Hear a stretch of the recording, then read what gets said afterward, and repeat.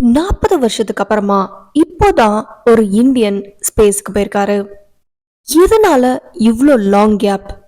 என்ன காரணமா இருக்கும்? இப்போ சுபான்சு சுக்லா எதுக்கு ஸ்பேஸ்க்கு போயிருக்காருங்கிறத இந்த வீடியோல பார்க்கலாம். அதுக்கு முன்னாடி நம்மளோட சேனலை சப்ஸ்கிரைப் பண்ணிக்கோங்க, பெல் ஐகானை கிளிக் பண்ணிக்கோங்க. 1984ல இந்தியன் ஹிஸ்டரியில ராகேஷ் சர்மாவோட பேர் எழுதப்பட்டது. அதுக்கப்புறமா 40 இயர்ஸ் சைலன்ஸ் ஆயிடுச்சு.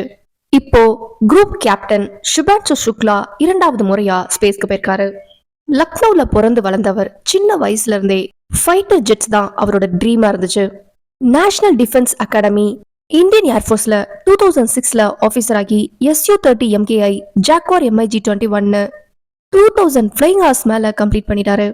ராகேஷ் சர்மாக்கு அப்புறம் இன்னொரு இந்தியனால இது மாதிரி ஸ்பேஸ்க்கு போக முடியல.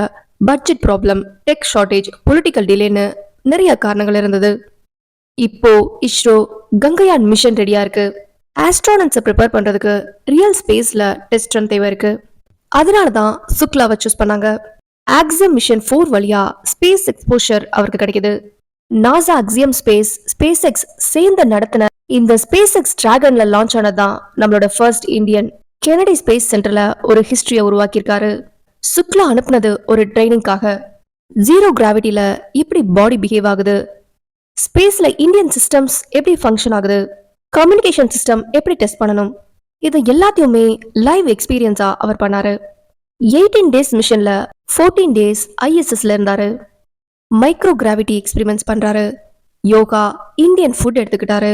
Communication test, Indian life support system trial, நம்மளோட PM மோடி கூட ஒரு லைவ் வீடியோ கால், எல்லாத்தையுமே எக்ஸ்பெரிமெண்ட் பண்ணிட்டு அவர் இந்தியா திரும்புற நேரம் எல்லாருமே எதிர்பார்த்துட்டு இருக்காங்க. அவரோட அம்மா அப்பாவோட கண்கள்ல இருந்து கண்ணீர் வருது. UP CM யோகி அவரோட ஃபேமிலியை மீட் பண்றாரு. இந்தியாவோட மீடியா ஃபுல்லாமே ஹீரோ ரிட்டர்ன்ஸ் ஃப்ரம் ஸ்பேஸ்னு அவரோட பேர் தான் இந்தியா மீடியா ஃபுல்லாமே வைரல் ஆகுது. இப்போ இந்தியா கங்கயானுக்கு ரெடியா இருக்கு. ஒரு நாள் நம்மளோட பசங்களும் இதே மாதிரி போவாங்க.